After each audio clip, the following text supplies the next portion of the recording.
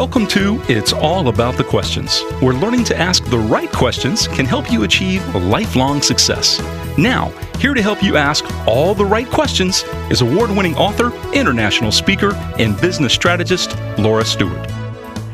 Good morning, good afternoon, and evening, everyone, and welcome to the show. As always, as I said just a moment ago, before I forgot to hit the record button, this is my favorite time of the week because I get to ask amazing questions of guests that have shifted my thinking, that have changed the way I look at things.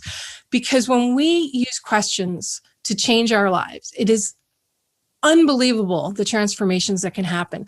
When we ask questions of the right people and of ourselves that get us the answers that we need, and get this, not always the answers we want. Because I mean, how many times have you asked questions to get the answer you want and you didn't get the answer you wanted? So you kept going from person to person to person to person until they gave you the answer you wanted. Then what happened with your life?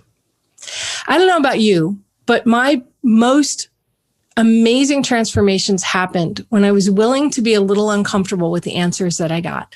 And sometimes those questions and those answers come from the strangest corners of the universe, like they have from my friend Stephen Kaufman over here. He wrote a book several years ago. We met at a Brendan Burchard event. He wrote a book called The Garbageman's Guide to Life. And I thought that was the coolest idea for a book. And I remember reading it and thinking to myself, what can I learn from a garbage man? And then I went, oh my God, all that head trash that we have, that's garbage, very much like what you see when we put our garbage out.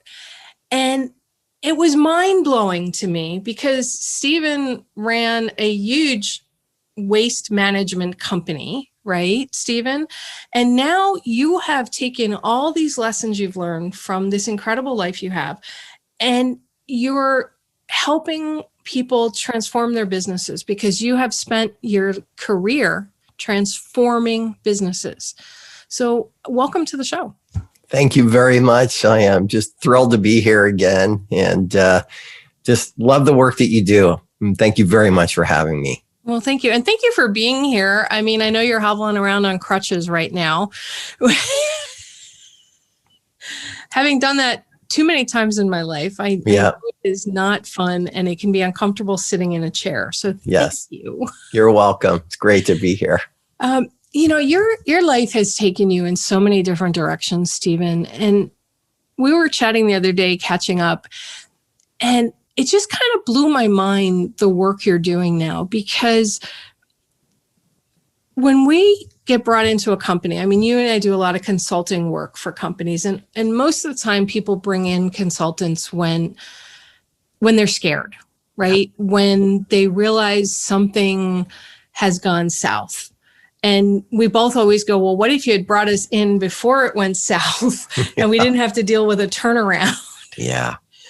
So talk to me about what goes through your mind when you get called into a company in these kind of situations. Yeah, that's a great question.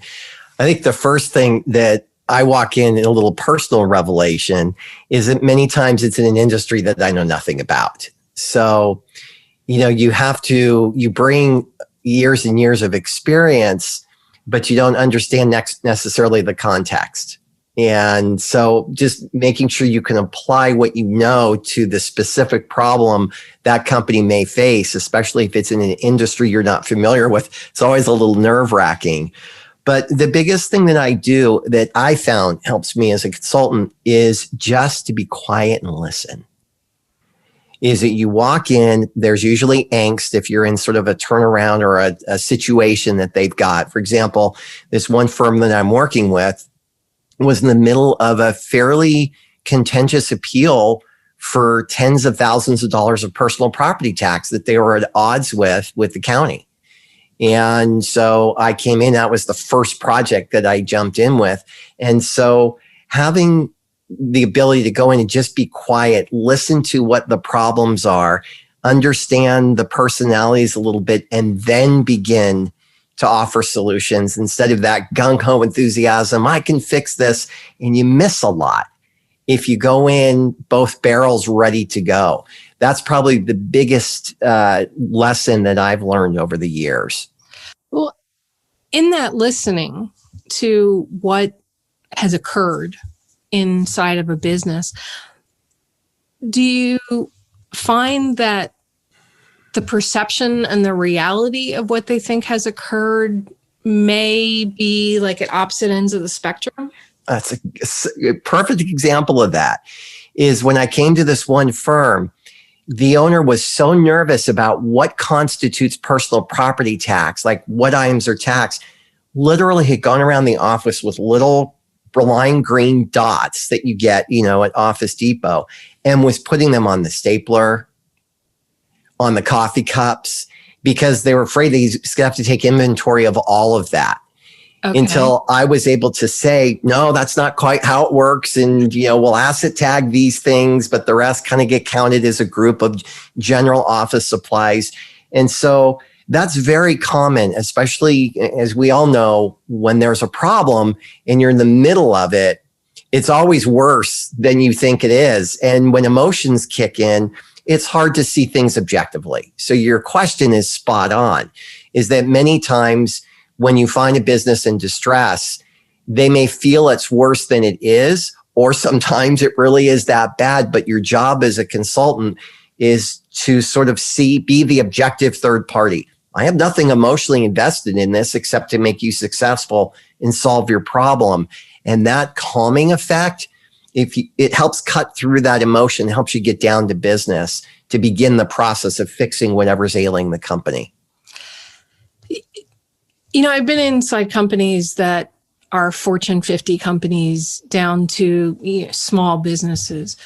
And that angst, that fear, that overwhelming, oh my God, now what do I do, tends to be the norm. But then you also get, as soon as you walk through the door, I was told I needed you, but I really don't, because the problems aren't as big as we really think they are. How do you handle that kind of conversation to get to what the realities are inside of business? Do you bother trying to figure out when the problem started, or does that not matter? It depends on who's involved.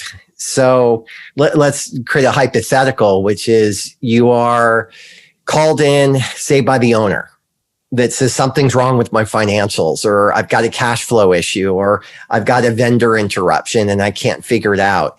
And you go in to take care of it, and you begin and you meet, say, the management team or the executive team, and you notice the cold shoulder from the CFO or the head of purchasing, whatever it is. You may find that you'll run into somebody because they may be the cause of the problem. And they probably know it. And so they're going to try and do an end run around you, or they're going to try and block you from being successful, or they're just going to push back at what you do because they're like all of us. We don't want to be called out if either you're not doing as well as you should, or you just feel generally threatened. And I think your job is to de-escalate that as much as possible. I'm not here to fire anybody. I'm not here to rain on anybody's parade. I'm here to just be your resource. I'm here to help. I'm here to fix, to bring all of my personal experience in to help you fix whatever's ailing you. And getting past that is very difficult. Sometimes I've been successful, sometimes I haven't. I will never be arrogant enough to say at the end, everybody loves Stephen. They don't. At the end, some people, especially when they know they've been the cause of the problem, want to do whatever they can to keep their fiefdom in place.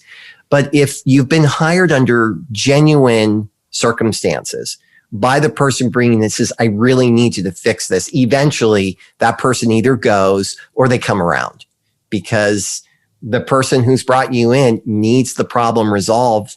If you've pointed out where it is, they've got a choice to make.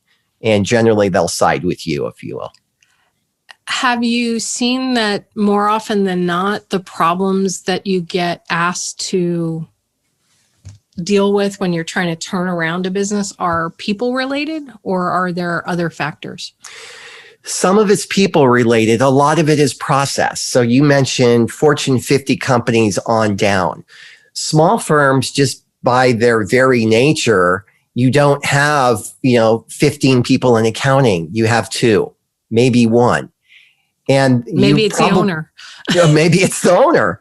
And so there may be limited knowledge about accounting, for example. Let's stay with that. The one firm that I stepped in as CEO, they had a 2-person accounting department, and the person that was leading the accounting should not have been the accounting manager, because this person's knowledge of accounting was very limited. And so it's almost inseparable, the two, but some of it is people related. And especially smaller companies can't afford top tier talent.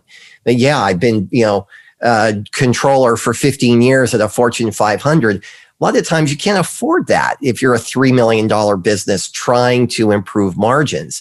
But a lot of it is process. And again, while that's people related, if we had people that knew more, we could have better systems. Small companies just adapt. You're chasing cash. P&Ls are great, but at the end of the day, cash is king, right? I'll do whatever I need to keep steady cash flow.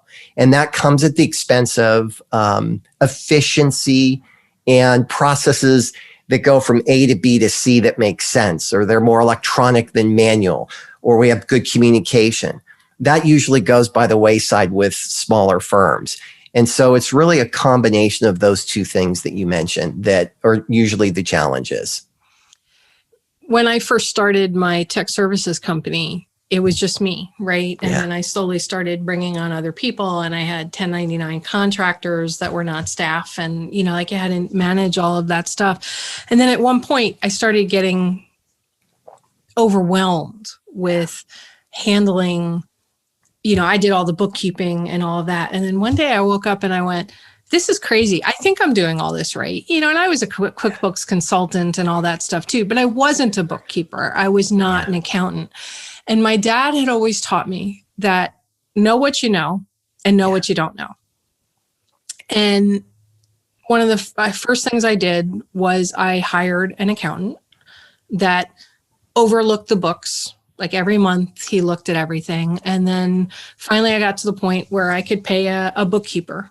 It started out $15, an hour, and eventually up to $20 an hour. And they would come in, once a week and take everything and key everything into the systems and help with all the invoicing. And then hired an attorney that was there and sat in the background and reviewed all my contracts and things like that.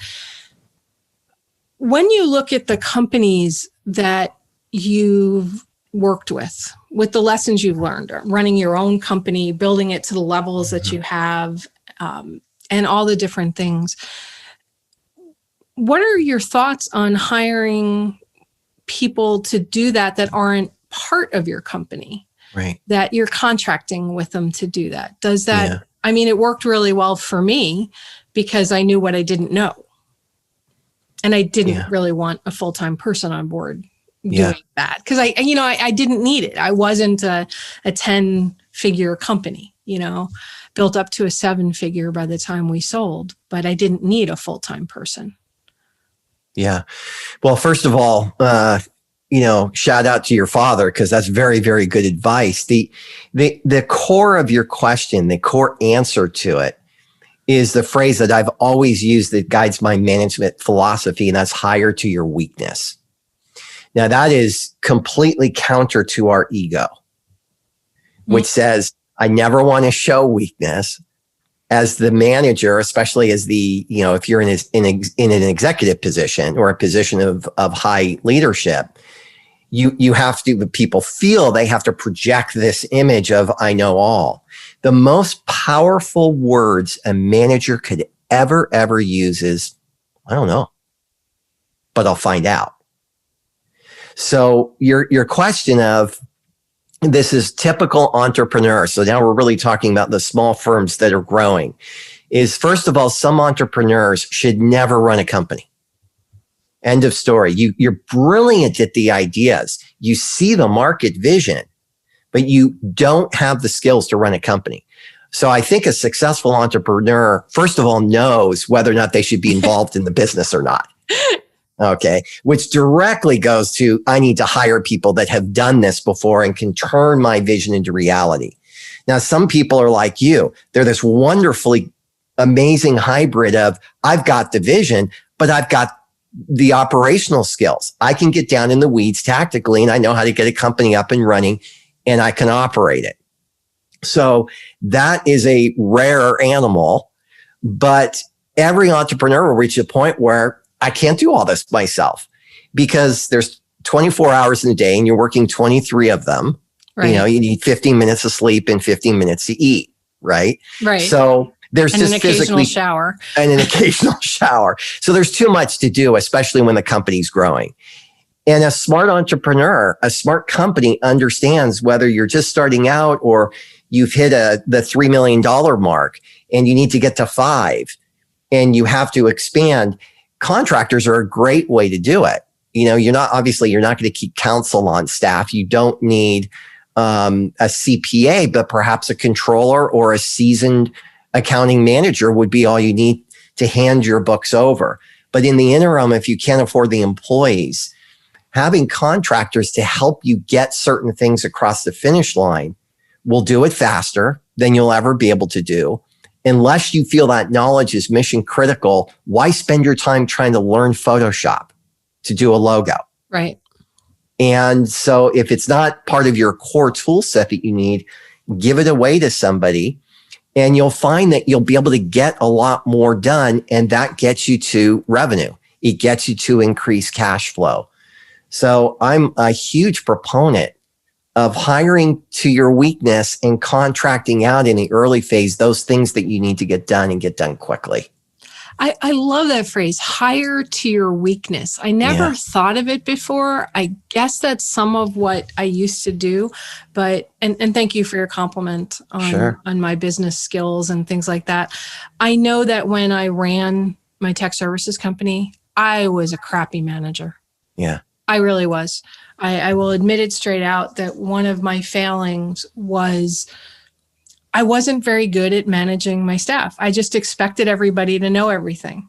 You know, if I gave you a task, I just expected it to get done. And I get frustrated because you didn't. Instead of stepping in and looking at, well, what knowledge transfer did I need to do? Was I clear with my goals? You know, or here's the deadlines, here, let's sit and talk. And I see that as something that I often see inside companies as they're growing.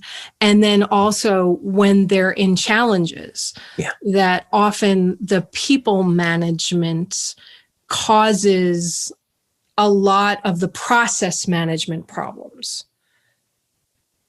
How do you, when I'm trying to figure out the best way to formulate that question, Stephen, because I know there's something in there, you know, with the management issues, the people management issues causing process management issues, how do you begin to separate those and turn it into like a lesson that my listeners can start seeing before it develops into these really critical problems? Yeah, that makes great. sense, because I know I was kind of all over the place with that. No, it's perfect. I've got a couple of good answers to that. First of all, I'm the same way. My first management experience, I became director of product management of 15 people within 6 months.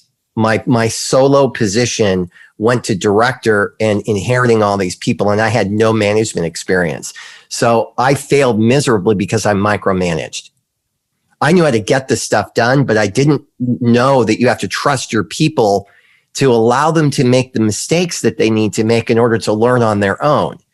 And so for me, the trick was learning how to dance on that razor thin manager's edge of not micromanaging, of delegating, and then holding your breath, knowing that some are not going to come through. Some won't do it the way you think they should. Some will only get it done 80% of the time. But is it good enough?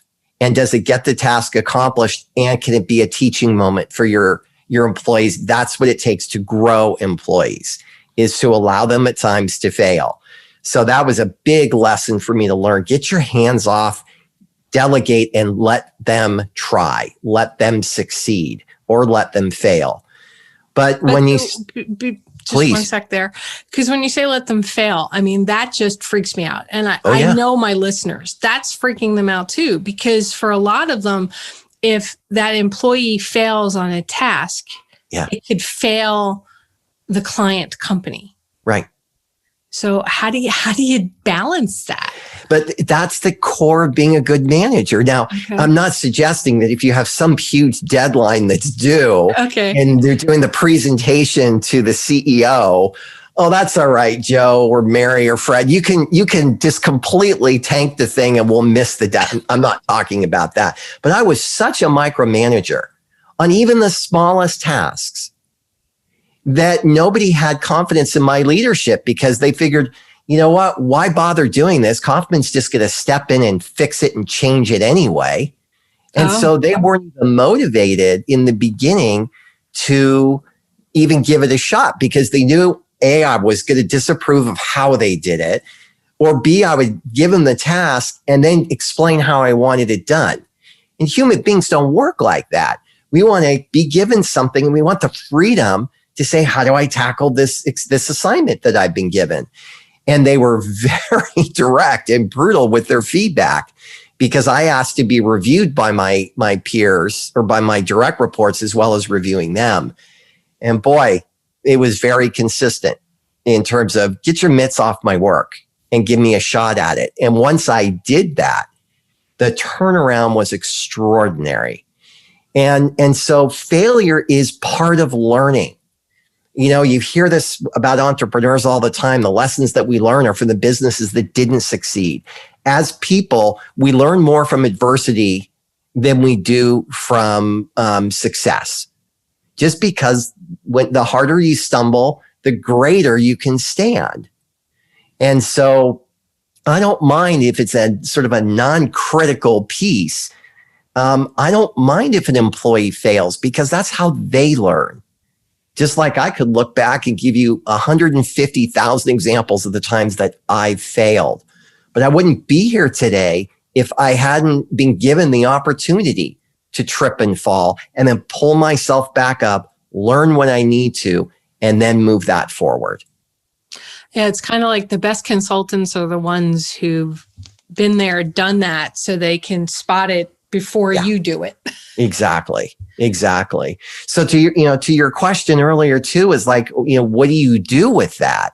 Because people and process are inseparable.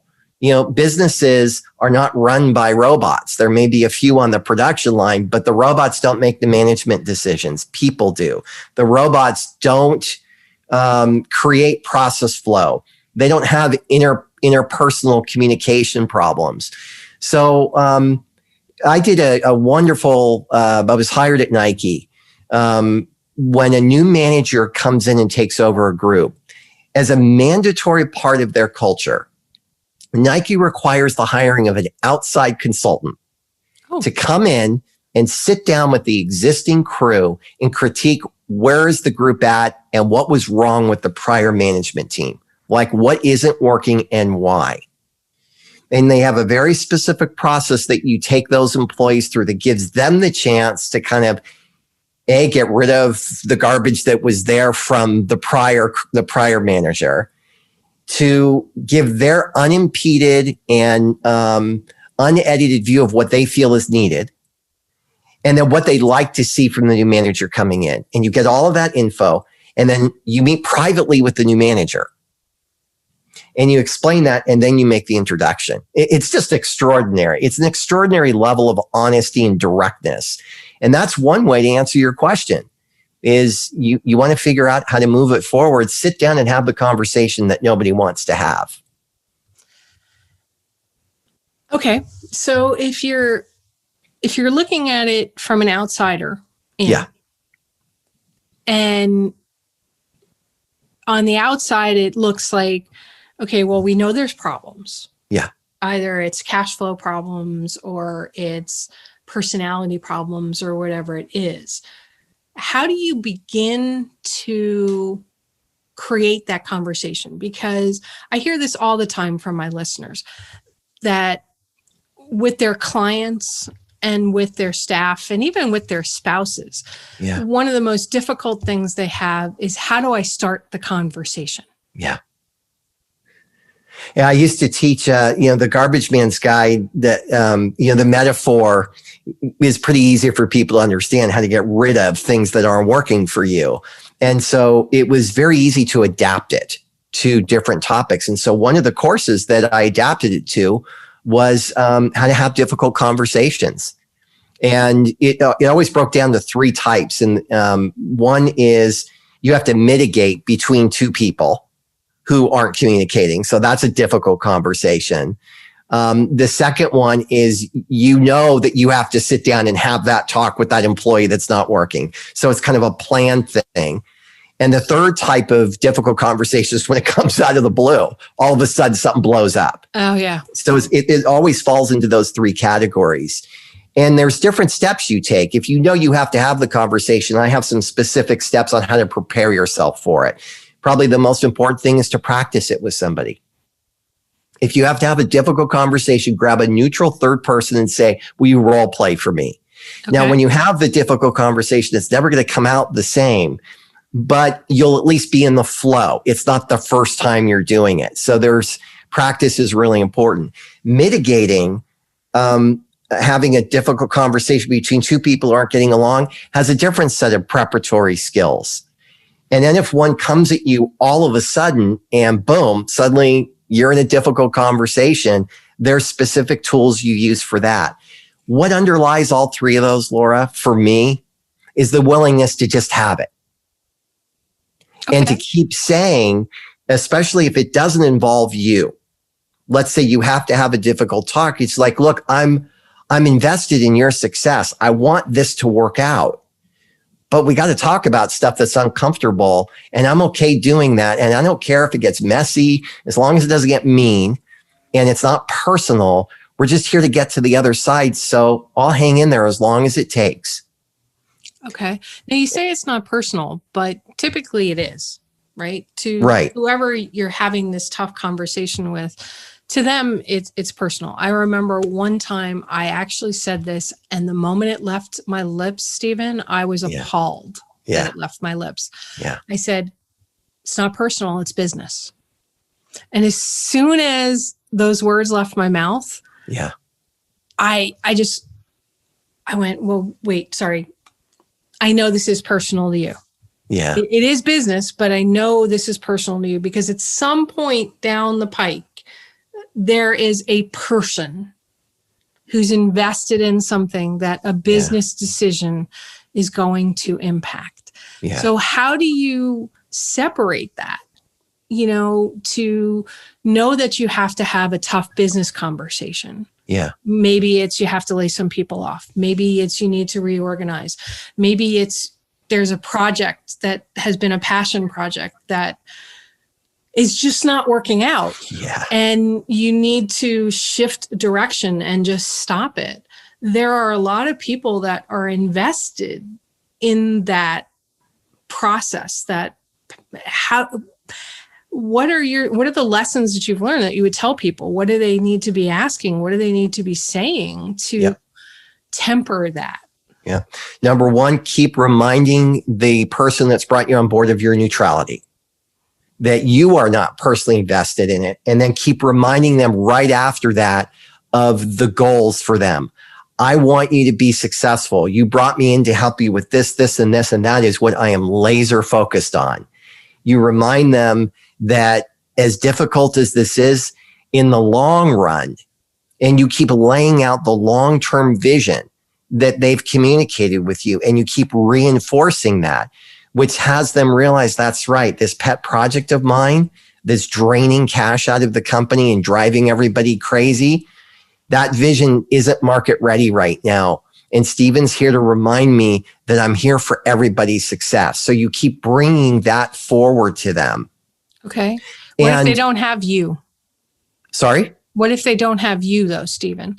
And my listeners are going, I can't even imagine affording somebody like a Stephen or a Laura, and they have to do this internally inside their company, and they're so vested in it. Yeah. Well, boy, this is where, as an entrepreneur, this is where it does shift from business to personal, because businesses are based in people, and people have their flaws. We have our things that we don't want to let go of. We have our garbage, if you will, using the old metaphor from the book, things that we hold on to that we know aren't helping us, but we hold on to it anyway. We hold on to it because it's rooted in a childhood issue that we don't want to let it go. Or our ego's involved and we're afraid of appearing. If I change course, oh my gosh, X, Y, and Z will think whatever of me. It's all part of being a human. But at the end of the day, if it's within the context of a business and you want your business to thrive, successful entrepreneurs know they have to self-sacrifice. My favorite key on the keyboard when I'm writing is the delete key.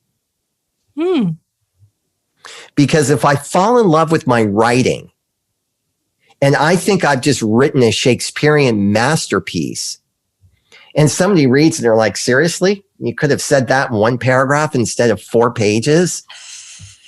And I don't know how to let that go and do the difficult thing, which is highlight and delete. I will fail as a writer. And that metaphor, if you will, applies to every aspect of running a company. If you don't know how to let go, then you could be holding on to things that'll be an anchor on your business. And so if I were to offer any advice to anybody, it's learn to eat your young. Learn how to, it's your baby and you love it, but you got to learn when to get rid of it. Because if it ain't working, it's dragging you down and you don't need it. Successful entrepreneurs pivot. You mentioned Brendan Burchard. Now, Brendan, we know, is extraordinarily successful. How do you take a guy that packs basketball stadiums and he now has the #1 podcast? He's converted himself to an online presence with the same behemoth approach that he takes to everything that he does. It's learning how to adapt, how to pivot, how to be fleet-footed, how to not be so attached so that you can have those difficult conversations and say, I'm jettisoning this and I'm trying that. Now I'll go cry later on because that was my pride and joy. But my commitment is to the success of the business. If you don't have a Laura in your company to help you, then what you have to have is a maintenance of your own vision of success and a willingness to say, I will do whatever it takes, including 180-degree pivots in order to keep that success in front of me. I don't know if you could see me trying to look at you and write at the same time. Yeah. That I got goosebumps. Yeah. With what you just said. Some questions that popped up that I think that came from that were asking yourself as a business owner, am I doing this or not doing this for my ego or because of my ego? So is my ego driving this? Yeah. Or not driving this? And then where is my commitment? Is my commitment to the success of the business or to my ego? That goosebumps all over me. Yeah. Because I could see, as you were talking, I could see these moments go through my brain of when I had my tech services business, when I've coached people, and even now with my current business of where it's going, there's like, I haven't written another book and it's because of ego. I'm like afraid. Yeah. I can't focus on a topic because I'm thinking, well, what if it's not received as well? Or, because I haven't done anything for several years, who's going to listen to me kind of thing, right? And then this thought of, well, wait, I've had a successful broadcast radio show for 5 years, but it wasn't big enough in my mind because in my ego, it needed to be bigger than it was. So that concept, that whole idea, Stephen, of that, which is very much your book, which, by the way, everybody, Stephen doesn't talk about this book very much, Garbageman's Guide to Life. I think it should be in everybody's business bookshelf. I mean, I need to reread the book. I read it years ago when it came out, and you have a workbook and everything with it. It's really, really great. And I know you're doing lots of new, really cool things, but that book was amazing to me. So this whole idea, Stephen, of this ego and where is your commitment? It's just brilliant. Thank you. Well, your questions at the top of the show, your questions began broad, but then they began to narrow down. And you hit a nail on the head that a lot of entrepreneurs don't piece together. Or I think managers, I don't care if you're talking about a one-person LLC or an Intel or a Nike or whatever, tens or hundreds of thousands of people. Businesses are run by human beings, and process and people are inseparable. Yeah. And so many times I find where process is broken, where interdepartmental communication is not happening, or where entrepreneurs are struggling with specific issues in their company, so many times it comes down to an individual personality, an unwillingness to let go, an extraordinary attachment to an idea that, quite frankly, is screaming, ringed in neon, I'm no good. This isn't working. But it's hard to let stuff go. And and we make up all these things. Oh, if I let it go, I'm a failure. I'm a lousy business person. What you were saying, nobody's going to accept the ideas that I have. All this. Here's the truth. Business itself is actually just a bunch of facts. I placed a PO. Somebody bought this. Today, I did not write. Today, I made a decision. It's actually just a bunch of facts. All the other stuff I just said a moment ago, it's all here. It's our interpretation. It's our opinion. None of it's based in fact. It's based on who we are and what we make it mean. And so if you can learn to step back some and just say, I've got a business decision to make. I've got this thing that's so near and dear to me, but I'm going to objectify myself a little bit and say, do I really think that's working? If you can get a little bit of that skill, it's earth-shattering what that does in helping you run your business. Emotions for entrepreneurs are such a key part of their start, right? Yeah. Because entrepreneurs start because they have a passion for something. They feel they can solve something, or they just want to get away from something sometimes. What do you say to an entrepreneur that they're getting ready to, no, change that around. COVID has shaken up their premise. Whether it's they've started a restaurant and it's just not working because the way COVID is, or they have a business that requires in-person and in-person's not really happening a lot. What do you say to them to enable them to see some other possibilities from the lessons that you've learned? Yeah. Well, part of it goes back to it's time to have that difficult conversation about how my business is going to adapt in this new environment and how do I remain fleet-footed. Seek advice as much as you can. Friends, family, business associates. Can I buy you a virtual cup of coffee? And I think I can move here. Can I get some opinion or get some advice? So I think talking more than we may be used to talking about our businesses and where we're at, and seeking counsel and advice is very important in this moment. Some of it is giving yourself the quiet time to think creatively. So if you're running a restaurant, obviously right now you've probably, if you're trying to survive, have contacted everybody on your email list, says, please come. If you have one. If you had one. You've obviously, hopefully done online ordering. You've done all the things that all your competitors have done as best as they can to convert to a non-face-to-face business or minimal contact. Then do you have the creativity to think, what else could I do that they're not? because that's the key question an entrepreneur should always ask anybody in business. What could I do that my competitors aren't that makes me stand out and draws more people to me? To have that level of creativity, you have to have some clear space. We call that emptiness in the book, where you throw everything out. Imagine you've had a picture on the wall for 20 years. And one day you go over and you take that picture down and you step back. That wall looks totally different now. Oh, completely different. Right. And the possibilities of what you can do with that wall are now endless. But you never would have noticed that if you just kept that picture there. So what I'm talking about is when you take the picture off the wall, in other words, you do all the things you have to do to say, well, this is what every other restaurant's doing, so I've done it too. Take the picture off the wall. Step back and ask, now, what else could I be doing that they aren't, that may further enhance my attractiveness to my customer base and help me survive? So those are some initial things I've been telling people.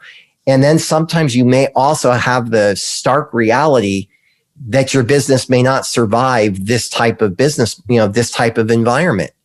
If your business is heavily dependent on person to person, there's only a certain period of time where it may not be able to pivot, which is a whole nother conversation. But whatever it takes to hold on and be creative and maybe do something nobody else is might be enough to keep you going until things come back to some semblance of normal. Okay, so let's take that thing that you just said. That's a whole nother conversation. Yeah. You've taken the picture off the wall. You got this blank wall that you're looking at that you probably haven't seen in a really long time, right? Yeah. And you realize you have no more thoughts on what you can do. Now, what's the conversation? Do you fold? Do you try a completely different kind of business? Do you talk to your clients? I mean, when you're at that moment where you realize, because I think this is someplace that a lot of entrepreneurs never like to look. Yeah. Which is, you know what? Either this isn't working anymore, period, or it's just not working for me, right? Because maybe they've been confronted with this whole idea that I'm working 30 hours a day and there's only 24 in a day. So I'm just constantly working. My health is failing. The money's not coming in. I've tried to pivot 10 different ways from Sunday. This isn't working. What do you say to those people to help them, number one, actually see that moment and go, okay, I'm going to break down in tears and cry. And that's okay. I remember sitting on the floor of my office one day with hundreds of thousands of dollars of contracts out there, and I fired everybody except my office manager. All my engineers gone, right? I was done. And I cried. And then I literally said a prayer. Okay, now what do I do? And I heard a voice say, pick up the phone and call Gary. And I called my friend Gary and he's like, okay, let me make some phone calls. And he made some phone calls. And some of my peers took my phone calls, so that I could get these contracts done and all those different things. But not everybody can get through that moment. I mean, I had the insights from my dad and some core group of people that I knew could help me through that. But when you're in that moment, Stephen, what do you say to somebody to go, okay, we need to just stop and maybe close this company and go do something different? Yeah. Well, let's put a light where, this is opening the cellar door and nobody wants to go down there. But it's a reality, especially now. Well, first of all, it may happen whether you want it or not. Cash flow. The best example I could tell you was a nonprofit. It was my daughter's daycare when she was very young. It was an absolute magical agency. I mean, the kids loved it. The teachers loved it. But when I came in as treasurer of the organization, I uncovered the fact that the former director was borrowing from next month to pay this month. So you're living on future revenue to pay current bills, which is just a deadly place to be. Right. And all it took was one donor who decided not to re-up their donation for that year. And it imploded very quickly. And that's what happens to a lot of businesses. So you may be sitting on the precipice, but it goes fast. And so some of it is you may not have the choice of having the discussion. The business is going to close because you'll reach a point where expenses and debt will outstrip revenue and you know the game's over and you're done. Now, if you're lucky enough to be on the precipice of it and you see it's going to happen, there's two choices. You can just sit back and pretend it's not there and it'll happen for you, because debt callers will come knocking, rent will be due, and there won't be the cash to pay it. And then you'll have to take steps. Or if you see it's coming and it's inevitable and you know you can't turn it around, then you have to, in some respects, almost put your grief aside and say, I've got business I have to attend to. I have to discuss closure, with my landlord, discuss it with, et cetera, et cetera. Or if you think it's going to close, but maybe it's salvageable, maybe there's some extraordinary conversations you have to have with your landlord. You want an empty space, or you want to give me 75% off my rent for the next 3 months because I think I can make this happen. And some people don't like asking for stuff like that, but right. you have to get yourself in motion if you think it's salvageable.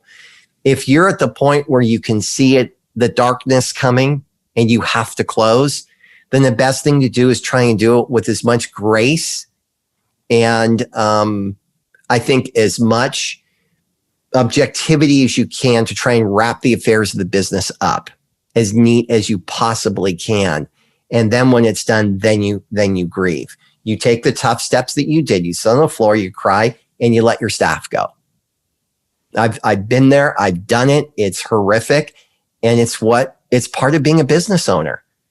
And there's no easy way to do it, Laura, other than the only way around it is through it. And that stuff doesn't happen in a vacuum either. I mean, a business doesn't go from profitable to not profitable overnight. Yeah. It may feel like it if you're not paying attention to the business throughout, but it doesn't just happen overnight. Right. So what are some things that business owners should be thinking about to make sure that it doesn't hit you in the face? Yeah. Well, like unexpected. First thing is live in your financials. You should be looking at your P&L, balance sheet, but really most importantly, your cash flow. And that's probably where most small businesses live, is you've got to pay attention to your finances and really stay focused on what's coming in and what's going out. And as much as you can, try and squeeze what's going out. Go negotiate every contract. Ask for longer payment terms. Negotiate with the landlord, whatever it takes to minimize cash going out during this period. So I think that's the first thing, is even if you don't like numbers. In fact, that's the biggest advice for a lot of entrepreneurs. Don't like numbers. They just want to work on the operations. They just want to work in the idea.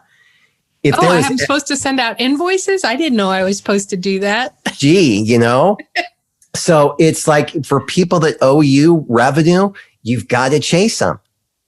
You've got to use, I need to get paid. And maybe you have to work out extended payment terms with them, which then means you turn around for those that you have to pay and do the same thing. And that's very uncomfortable for a lot of people. They don't like dealing with the money. They just want the fun stuff, right? Which is the idea. This is not that time. So that would be one piece of advice I would say. The second is, as you were talking about earlier, process. Whatever your company is, it has infrastructure. It has ways it gets things done. This is a great time to tear into that and find out, is there something I can do that will save money, save time, which is the same thing. You'll eventually save money because you're doing something better. Is there a different set of vendors I could use? that are more efficient or less expensive. This is a great time to examine that in your business and make those shifts, some macro, some micro, that could put you on a more competitive stance that might get you through this difficult period. So minimize what's going out, maximize what's coming in, and use this opportunity to streamline every aspect of your business so you stay as lean as you can. That's really, really great advice. I mean, I see this all the time, and I know you see this all the time, that you have to look at what you don't want to look at. Right. And who wants to do that? Nobody. You know, I don't want to do that. I don't want to spend time, but I've been lucky is that I've done every job in a company, from the production line to the CEO. And so I've got a feel for those. So numbers don't bother me like they used to. But boy, early on in my career, I didn't want anything to do with the financials because I had this thing going in my head. Well, I don't know anything about finance. I never studied accounting in college. Right. Well, thanks. That and $4 will get you something hot at Starbucks, Stephen. Go look at the numbers. Go figure it out. And so I started asking questions, and eventually I got more comfortable with my financials. Now, being the geek that I am, I enjoy the story that the numbers tell. Right. But I still know 5% of what there is to know. Accounting is big, but the fundamentals aren't. Anybody can grasp them. And it's what's going out, what's coming in. So uncomfortable as it may be, it's so important for anybody running a business to learn to love your numbers. Yeah. It's like, I still have a checkbook. This is my personal checkbook, right? And business finances are just like your checkbook. Yeah. If you write more checks than you have money coming in, you're in a deficit. Your business is the same way. There's just a lot more pieces going on and about it. Yep. And you don't have to have an accounting degree to really understand the finances of your business. It's actually not that complex. It's as common sense as you just mentioned. And there are some basic fundamentals that you can stop there, and you'll feel so much more empowered because that's another piece of your business that you may not have known that now you own. Right. I get it. I know it. And now that increases your commitment to it because you feel like you're more in control of that thing that scared you the most. Oh, you know what? That's not a lion. It's actually a kitten. And now it's like, okay, I got this. And that just spurs you on to the next thing that you may not feel comfortable tackling. But you know what? If I can tame that one, I'm going after that one. Yeah. And there's nothing wrong with sitting down with an accountant and saying, explain my books to me. Absolutely. That's what you're paying them for. Yeah. So great idea. I love it. I love it. Well, we're almost at the end of the show. And I would love it if you would share with people how they can get in touch with you, how they can get some of these great resources that you have. I know you're doing a lot of volunteer work as well with some different organizations with kids and different things. So let's share that. You bet. Well, my consulting company is called redfender.com, red and fender like on a truck. And everybody's like, where the heck did that come from? When I was starting, I started a company in the waste management industry, which is what eventually led to the book. And I was trying to think up a name. And so I thought of the name Routeware, software for routing. I thought, okay, that's kind of boring. And then this is the 90s where you can name something, Blue Heron, and it was worth $1 billion before you got it off the ground. I'm driving along. There's a white garbage truck going by, but it had a red fender on it that it just welded on, but hadn't had time to paint. Okay. And so I thought, oh, red fender. So that's my consulting company. I presented that to the investors and they kind of looked at me like, no. So I kept that for more, really, it's more for sentimental purposes, but hop over to redfender.com. You can see all my consulting services. There's a little contact us form, and would welcome an inquiry for anybody if there's anything I can do to help them. And I know that on the Facebook Live, we haven't had a chance to look and answer any questions. So if you're watching the Facebook Live and you have questions, post there, and Stephen and I will be monitoring off and on to answer any questions that might come up with that. And if you're listening on podcast, Stephen, what's the best way? Do they go to redfender.com contact list? Do they find you on social media, email? How do they reach out? Yeah, we have a Red Fender page on Facebook, and you can find me, Stephen Kaufman, on LinkedIn. You can go to redfender.com, and those are all ways that you could reach out. Also, I'm at, if you get a pencil, I'm at 503-203-1500. Say that one more time. That's 503-203-1500. And that rings to a landline, and my cell, which is always by my side, as all good entrepreneurs have. Yes, absolutely. Well, I want to thank you so much for being on the show, and everybody just also, I know Stephen doesn't talk about this because he's doing a lot of other work, but pick up a copy of the Garbageman Guides to Life. I love that book. I really do. And it's such a foundational book for all the work that you're doing now for companies. It really, really is just getting rid of that head trash, which is such a problem for so many businesses. That's where you and I have seen throughout our careers where most of the business fails happen is in that head trash. That's great.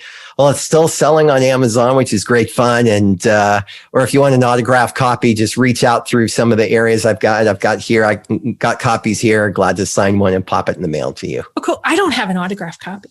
Then we're going to get that taken care of. Excellent. I'm excited about that. I just had to put because if you don't ask, you don't get, right? That's right. That's right. All right, everybody.